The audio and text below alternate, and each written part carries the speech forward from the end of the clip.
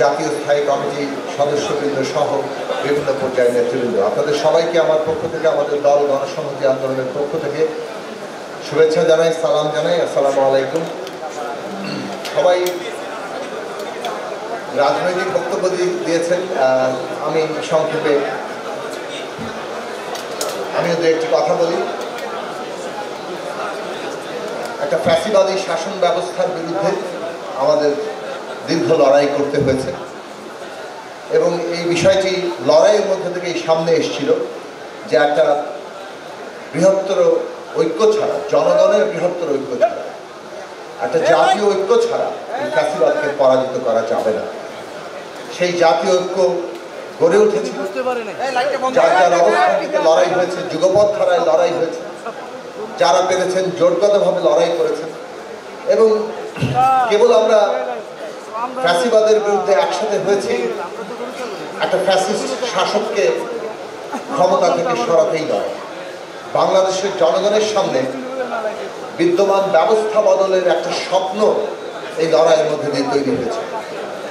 যুগপৎ আন্দোলনে 31 দফা রাষ্ট্র ব্যবস্থা সংস্কারের কর্মসূচি সামনে এসেছিল এবং সেই লড়াইয়ের ধারাবাহিকতা আমরা জুলাই গণ অভ্যুত্থান দেখেছি, যেখানে আমাদের ছাত্র সমাজ, আমাদের তরুণরা একটা অগ্রণী ভূমিকার জায়গায় এসেছে এবং সেই লড়াইয়ে সারা বাংলাদেশের মানুষ, নারী পুরুষ, বাঙালি চাকমা মারমা, হিন্দু মুসলমান,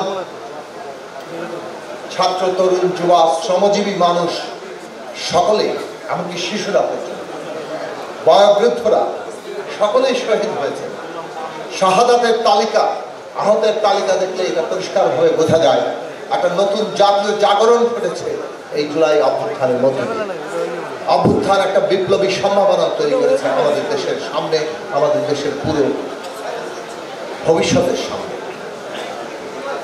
আজকে সেই ডাক আমাদের সকলকেই শুনতে হবে, মানুষ কি চায়।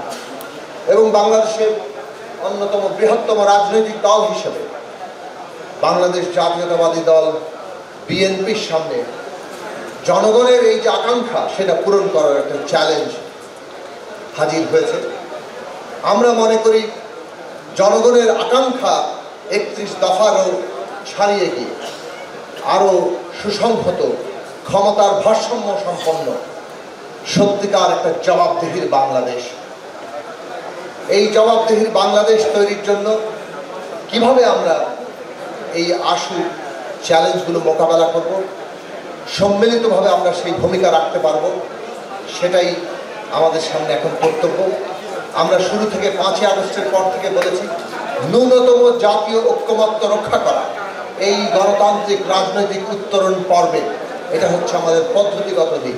এই পদ্ধতি, যেহেতু এই অভ্যুত্থান একটা সামষ্টিক অভ্যুত্থান ছিল, যেহেতু এই অভ্যুত্থান আমাদের তরুণদের সাথে সাথে রাজনৈতিক দল, শ্রেণী পেশার সংগঠন, সমস্ত সমাজের বিভিন্ন অংশের মানুষ তাদের অংশগ্রহণের মধ্যে দিয়ে হয়েছে, কাজেই ন্যূনতম জাতীয় ঐক্যমত্য এই অভ্যুত্থানই পদ্ধতি আকারে আমাদের রাজনৈতিক উত্তরণ পর্বের জন্য আমাদের সামনে পথ নির্দেশক হিসেবে হাজির হয়েছে।